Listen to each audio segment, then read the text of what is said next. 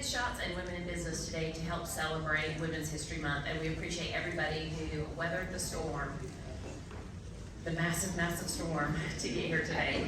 And we love all the women in all their colors. You look so pretty. So we have a very packed day ahead of us, but first I want to extend a welcome to our sponsors. We have Blue Cross Blue Shield and R2I2. Steve Paget, is he here? Okay. Maria, do you want to come up and say anything about R2I2? I'll just say it from back here. Welcome. We're so glad you're here on this beautiful morning at the Richland 2 Institute of Innovation. It is a joy to get to host you all for each meeting. I'm the Director of Strategic Partnerships for the district, so we love connecting with you guys. And if any of you have thoughts about ways you want to connect with the district, I'll be hanging around afterwards. Lara Schmitz in the white vest back there, she's responsible for your coffee and treats. She'll be there, we can answer questions. Thank you, Anne. Thanks, Maria. So, do we have any new chamber partners here that have recently joined? Any new ones? Would you stand up? So we can go, woohoo! Yay! Someone did it! So we are so glad to have you here, and if you have any questions about anything, definitely reach out to one of the chamber staff or come ask me. And I want to, sorry, I'm trying to skip part of the script since we're a little bit running late.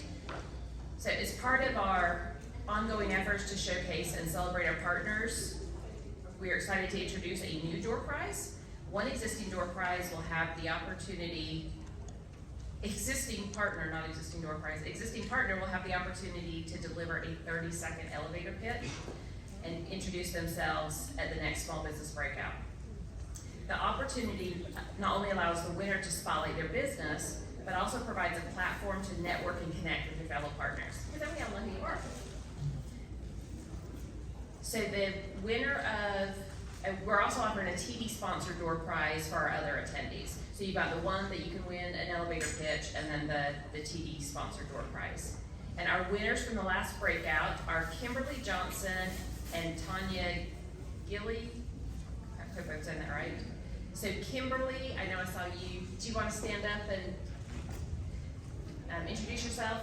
We've got a 30-second elevator pitch. Hi, I'm Kimberley Johnson, owner of Cover with Care. Do you want to come up here so everyone can hear you? I don't know if they can. Because I'm right behind you and I can't hear you. Okay. Hi, I'm Kimberley Johnson, owner of Cover with Care LLC. We provide personalized assistance in finding you and your family health and life insurance. For most, insurance is misunderstood and it can be overwhelming, it can be confusing. So what we do, we don't just sell insurance, we work with you, make sure you understand your coverage and get the most out of it, improving your overall health and well-being. So it's like we become your partners in wellness. You can find us on the web at www.cwcinsurance.com.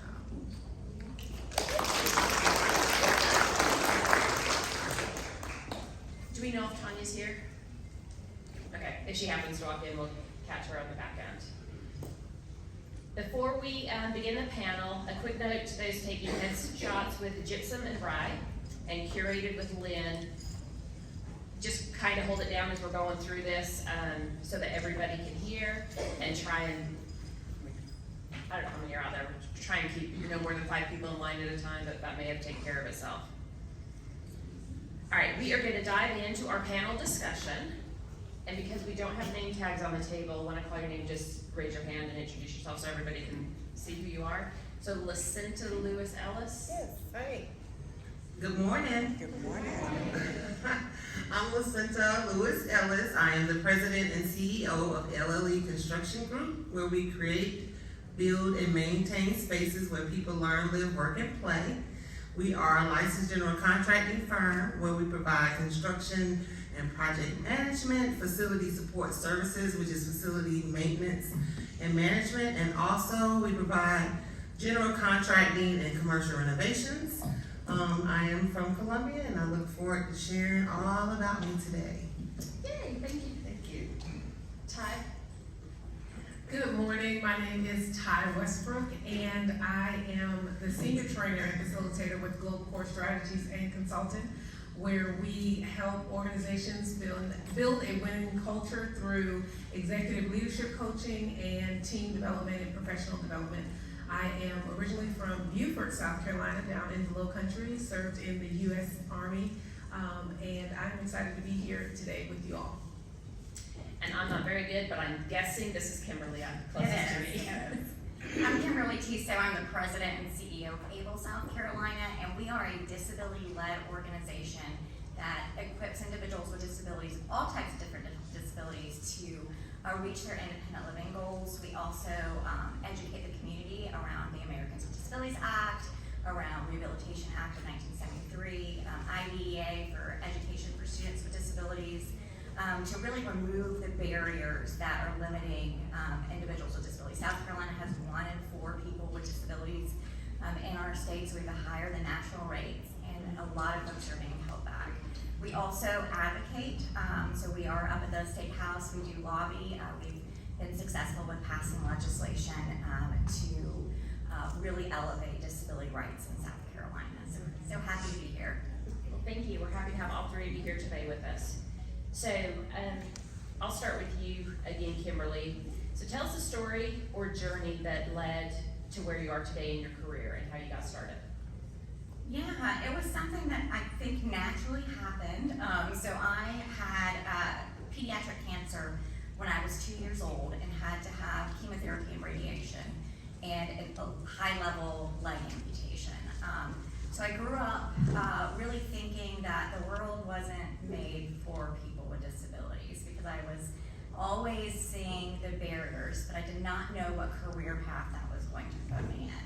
So I ended up going to college. I wanted to really get away from South Carolina for a little bit, so I went to University of Boston and studied human development and looked at working in the hospitals with children to help them cope with their disabilities or medical procedures within a profession called child life. Well, child life within that profession was very challenging, and as far as discrimination. So discrimination in the workforce for people with disabilities is very true. And so I ended up going to, still not really seeing the direction quite yet, I ended up going to get my master's degree from the University of South Carolina in social work, and landed in disability rights, which is definitely where I needed to be. And it's a weird journey, because I think that oppression and discrimination really led me on the path to what we do today. Thank you. Ty, do you want to take it? Sure. Do you remember, or do you want me to read it again? Thank you. So I would say my journey started out, I've always wanted to be a teacher, but life sort of happened, and that didn't happen. And found myself in healthcare. So I was in healthcare for about 10 years, and we all know what happened in 2022 up until 2023, which was COVID. And I think for me, I had just about enough that I could take in terms of COVID with healthcare. So I ended up walking off my job without a real plan. I don't know who's ever experienced that, but I walked off the job without a plan, and I was home for about maybe 4 months. And Ron Harvey, who is now who I work for, but he was my former coach, but now my mentor, he asked me, he's like, what do you plan on doing with your life? And I'm like, I really don't know at this point. So he did ask me, he said, have you ever considered working for Global Core? Not really. Well, needless to say, I started working for Ron in January of 2022. And here we are now, January of 2024. And I will say it has been a extremely rewarding journey for me personally, the growth that I have seen, but also knowing how I think for us to make sure that we know what we bring to the table as well. And so not only have his company been valuable to me, but I feel that I've been also valuable to Global Core as well. Very good, thank you. And then Lasenta. All right, I'm gonna take it way back. My journey started in '91 when I decided to attend Midlands Technical College and study architecture engineering. While I was a freshman at Winthrop University, my mom lost her house to a foreclosure. And I decided to come back home, study architecture, learn how to design and build her a house. I graduated in '94 from the program, but my mom passed 3 months before I graduated. So I had to figure out what was next. What do I do with all this that I've learned? The passion that I had to help her, how can I keep it going forward? So fast forward to 2011, I actually lost my job. I was fired. And I said, you know what, I'm gonna start my own business. So I started LLE Construction Group. I was already a licensed general contractor. And within 3 years, I went from being unemployed, remember I was fired, to making $1.1 million in 3 years. Ain't that good? And so from there, my business has continued to grow every year. We've been in business now 13 years. And during COVID, I had a pivotal moment where I felt like I wanted to do more to give back to the community, so I started Collaborative Partners, which is a real estate development firm where I will focus on building affordable housing, helping other moms, even though I can no longer help my mother, but I'm doing it in honor of her. I started Pad Real Estate, which is named after my mom, and that's what I do. And I absolutely love building schools. We partner with NBCon Construction. Right now, we're working on a $125 million project, building a new Orangeburg-Wilkinson High School. And we haven't started yet, but it's coming. And also a new elementary school in Bishopville in Lee County. They're closing all the 3 schools and combining them into one. Well, we won the project to build a new school. So that is my story. Thank y'all, and so much more. And so now I'm very passionate about sharing my story, inspiring others. Even when we face with a death of a family member or a death of a career, guess what? You can still keep it moving and figure out how to path your own way.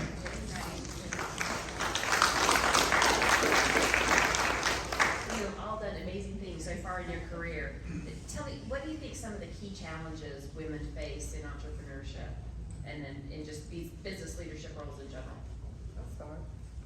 So I'll say for me, when I first started my business, I knew construction, I didn't know business. So I had to figure out how to be a better owner, and still doing that today, how to be a better leader for my team, whether it's my in-house employees or my subcontractors or the vendors.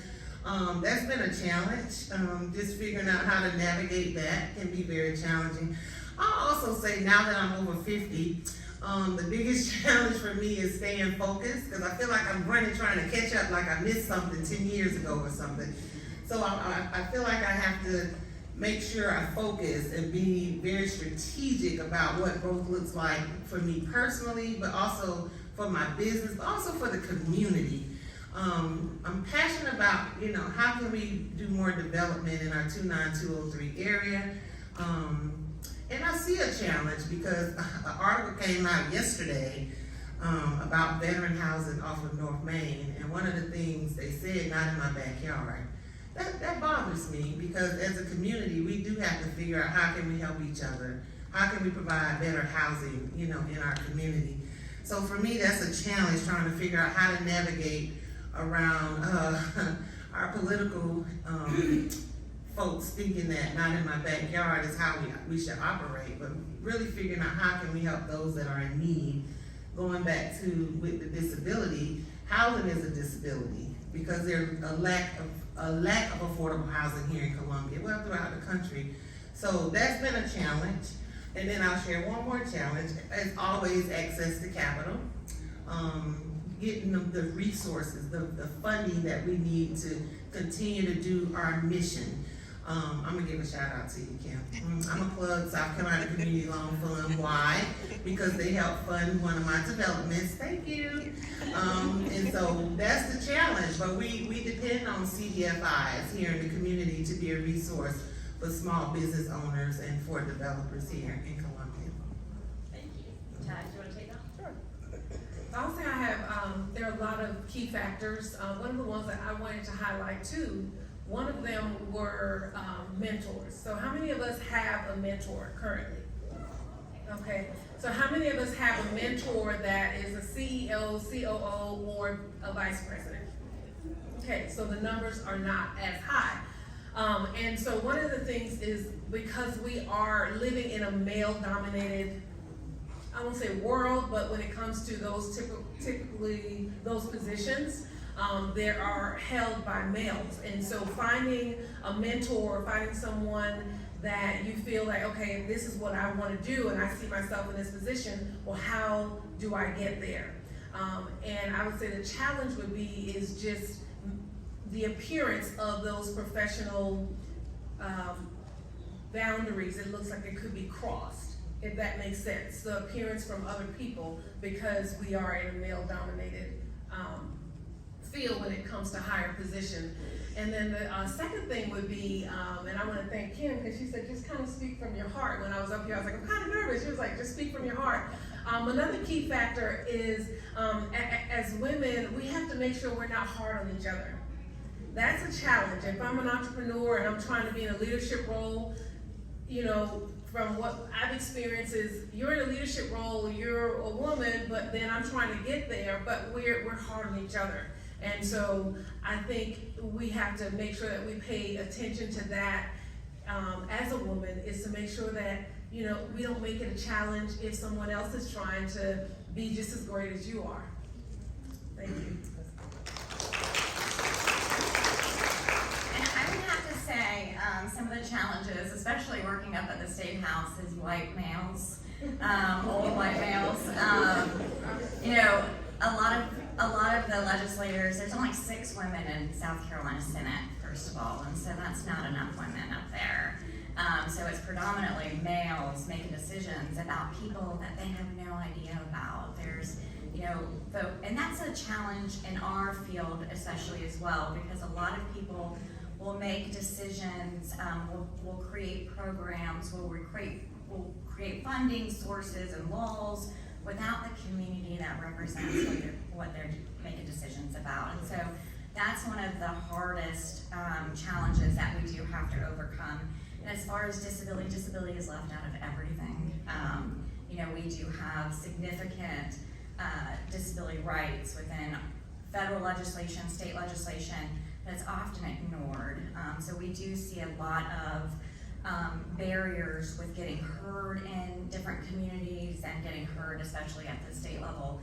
You know, albeit, you know, the State House and legislators will look at the person with me or ask them what I want. I'm just like, I am the president and CEO of Able South Carolina. I'm going to talk to you and speak about what I'm here for. So it's just, it's lots of challenges. So women out there, go run for office. We need more women in the State House.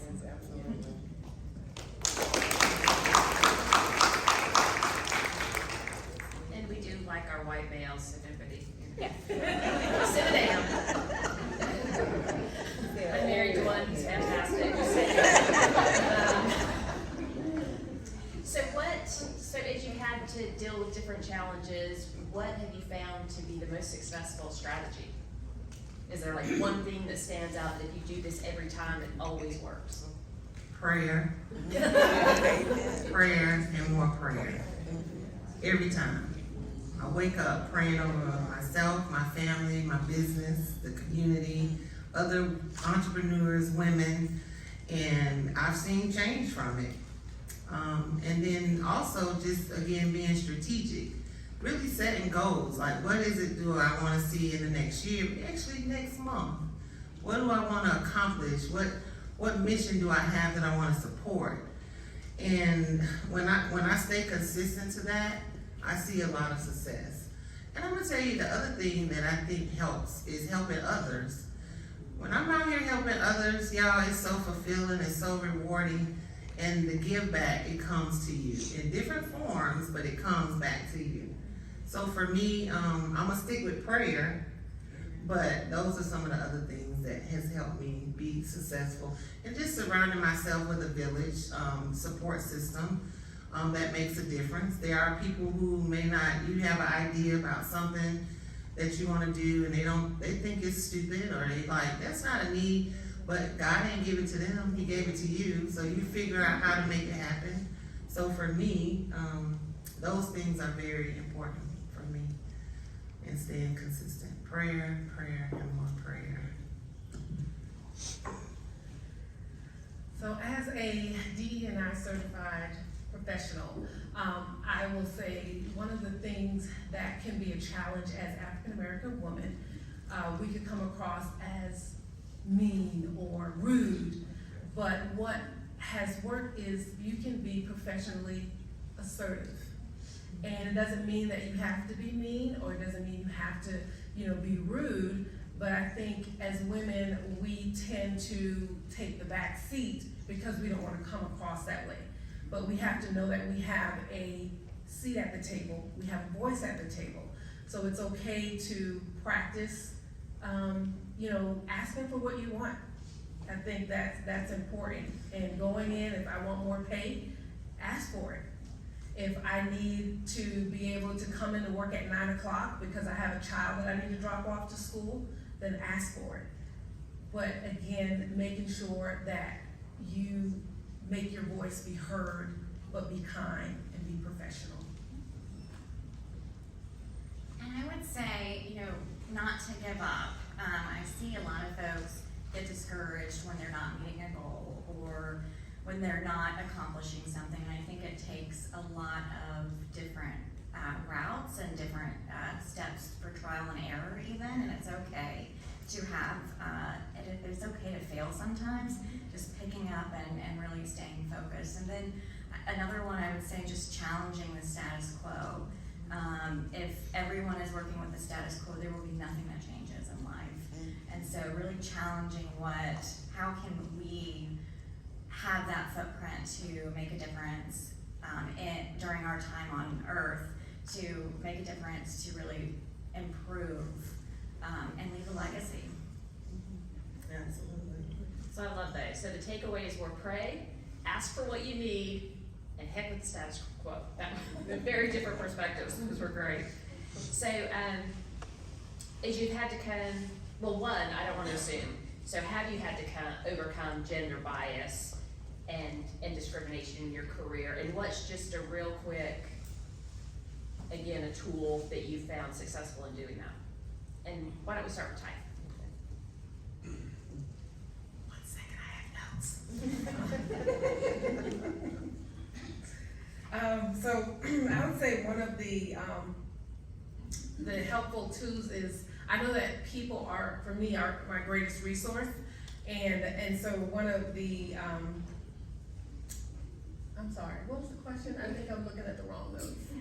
Have you had to overcome gender bias? Because I don't want to make assumptions. And then what have you found that works, that you can do every time? I would say,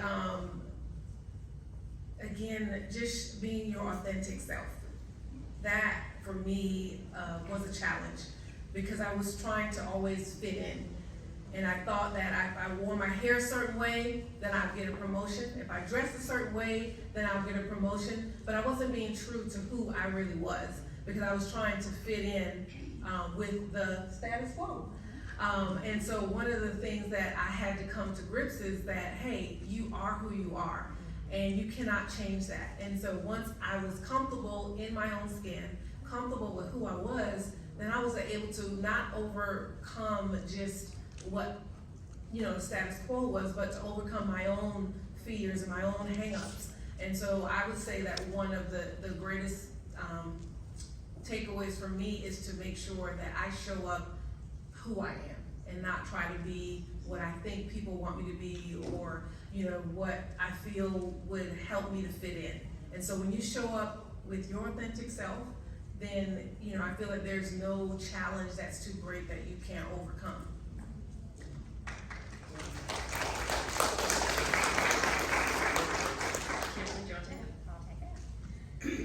So first of all, raise your hand if you know of a CEO who's a man. Raise your hand if you know of a CEO who's a woman. Less hands. Raise raise your hand if you know of a CEO who is disabled. Couple hands.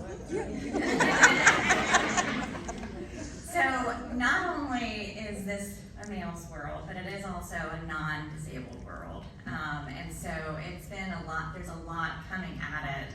And I think what we've had to really do, and I've really had to deal with in my profession, is just be really assertive and know my stuff. And just also be authentic. I'm not going to pretend like I'm a man. I'm not going to pretend like I am a person without a disability.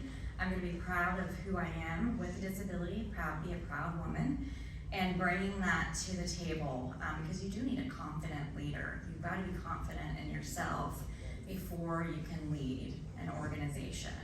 So I think, I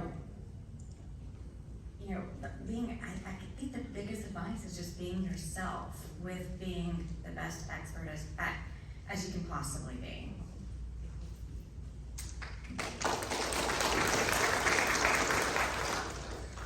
I am a black female in construction in South Carolina.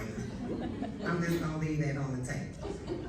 Because the challenge of being in this space has been very challenging. There are rooms that I walk in that I'm not invited, but I was invited. So I have to learn how to navigate owning my space. So for me, I think knowledge and just being an expert in what I do has been very critical to me being able to overcome those challenges. Because when you know what you know, there's nothing anyone can take that away from you. And when you bring that knowledge to the table and you're able to solve problems for clients, you become their new best friend. So for me, knowledge has always been the key that I've really rest on whenever I walk into a space that is not welcoming for me as a woman in construction. And then also, my personality is break the ice, right? Because I walk in a room, it's cold as ice. I try to bring the fire, like wake it up, and get to know people. Business is all about relationships at the end of the day, no matter what space you're in. So for me, building those relationships have been key, even with people who in the beginning did not want me in there. When I got ready to leave, they wanted me to come back and stay. Because not only when I'm in the room, I'm very vocal, and I speak up for not only myself, but leave room for others to come in behind me. So for me, I think we're gonna always be in spaces where we may not be welcome or where people feel threatened. I don't worry about that. Get used to it and figure out how we can work together, how we can accomplish whatever our goals are, together, or better serve our client. Because at the end of the day, for me, when I partner with companies, we get invited to the table because we're a minority contractor, and a lot of times that's required in order to win some contracts. Well, I just make sure that we do our part if we get the opportunity, because again, it will open the door for somebody else, because they'll realize, well, she got in the door, but she's gonna do her work too. I'm not there just for show. So, I'll sit here, I'd be remiss if I say I don't deal with that on a regular basis, because I do. But I don't let it hinder me or bother me. I use it as a platform to be better and greater and open the door for others.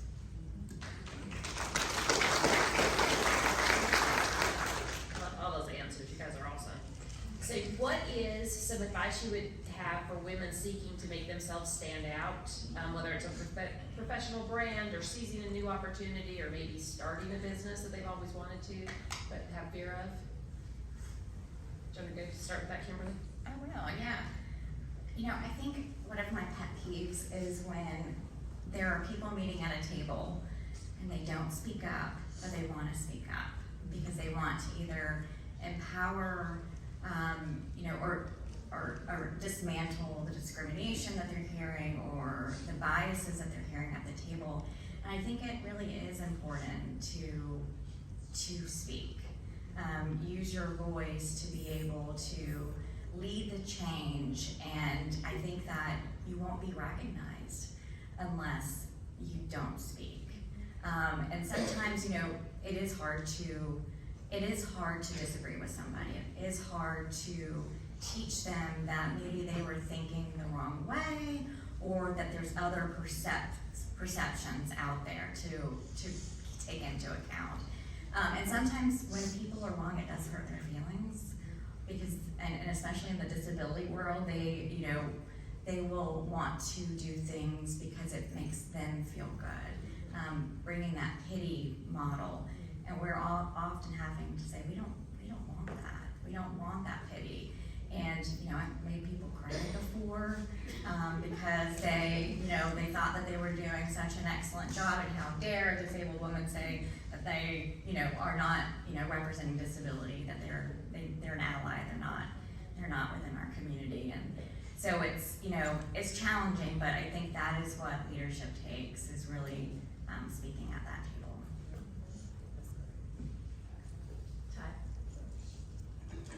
I would say define who you are, and what do you want to be known for? I think once the glass ceiling has been broken, what is it that when people look at you, what do they want to see? What do you want to be known for? Each year, Ron and I sit down and we have sort of a end of the year review. And this year, I told him, I said, I want my voice to be louder. I know that people know you in the community, but I don't want to be in your shadow. So I want people to know who I am. I want people to know what I'm known for. He didn't get offended. He was like, cool, I'm down with that. I want people to know who you are too, so I can do some other stuff. But again, be okay with just saying, this is what I want to be known for. If I want my voice to be louder, and when I say louder, not in voice, but in knowing who I am in the community, and what is it. Okay, I know that we got Ron Harvey, but I see Ty following him around all the time. What does she do? So again, when people look at you, okay, when I look at her, this is what she's known for. When I look at him, this is what he's known for. And so I would say, make your brand defined. Don't bounce around, like one day you're doing makeup, the next day you're doing something else. But make sure whatever it is, make sure that it's defined and it's your brand, and it's what, when people see you, is what they see. For me, I had to read the question again. At the end of the day, it's still about relationships. Yes. So if I can go back even, before I started my business, even before that, it has always been about finding the right people or circle, or not a clique or cliche or whatever you want to call it, nothing like that, but finding the right group that I can be around that will help me grow, or really help me get to the next level. Right during COVID, I decided to get my real estate license because I was a part of a deal where a $2.5 million property was sold and the commission was $150,000. And I say, I'm in the wrong space. I need to get my real estate license. So once I did that, I started just surrounding myself by people in the real estate industry, whether it's really mostly real estate development. So for me, it really is finding the people that help me grow. Also, I'm gonna say, as women, I think we need to be on more boards, because, yeah, we do. People say, listen to you on a lot of boards, as long as they every quarter, like, they can't be monthly. That's too much. That's the first thing I ask, how often do you meet? So I come on boards that will allow me to have a greater impact in the community. I'm on the Homeless No More board, the Goodwill of Upstate board, the Oliver Gospel Mission, anything around women, our children, the homeless, I'm very passionate about. So for me, and I say this to you as women, what are you passionate about? What is it, what is your give back? If you know what that is, find an organization that you can partner with by serving on the board. Once you're on the board, get on a committee. Don't just go to show up and put it on your resume. serve on a board where you can actually give back, where you can actually learn and grow, and figure out how to be a better servant in the community. Another thing I like to say, I'm gonna go to the entrepreneurship side, when building your personal brand. A lot of people are in business, but we don't know you're in business. You don't share what you do in business. Well, how can I support you if I don't know what you do, or I don't know your business? Hey. So I like to say, get out more and network, like events like what the chamber does, and get in the room with other people, meet and greet, because it's an opportunity, again, to meet people and build relationships, because people do business with people they know, like, and trust. So when they know, like, and trust you, then they be more apt to partner with you, team with you, and that's another one. Collaborate. Too many people, we do things in silos. We over here doing this, and then they doing this, and you're doing the same thing, going after the same money, and wonder why they got the money. Well, you gotta figure out, how can we come together if we have the same mission and go after the money and share it? And I'd rather have a piece of the pie than no pie. But a lot of times we go after all of it without trying to collaborate. So as women, and men, yeah, it's men in here, I'm sorry, I'm talking to y'all too. But as men, women, all of us, we need to learn too how to collaborate, how to work better together. And then I'll give you one more. And I'm reading the question. Seize opportunities for growth and advancement. I'm a lifelong learner. So I'm always looking for opportunities to grow my knowledge, whether it's in community development, real estate development, construction. Yeah, I'm in construction, but I learn something new every other day. So I think it's important for us to be lifelong learners. Be willing to take that online digital marketing course or something in AI, because technology is in the forefront. And if we don't figure out how to include it in what we do in our business, we're gonna get left behind. So I do think continuing education is so very important in what we do, just as, especially if you're an entrepreneur, just to stay at the forefront. And I'll stop right there. I can keep going, but I'll stop right there. Well, if you do that, you cut into our networking time. So I just want to take a minute and appreciate, give our panelists a round of applause. They did a great job.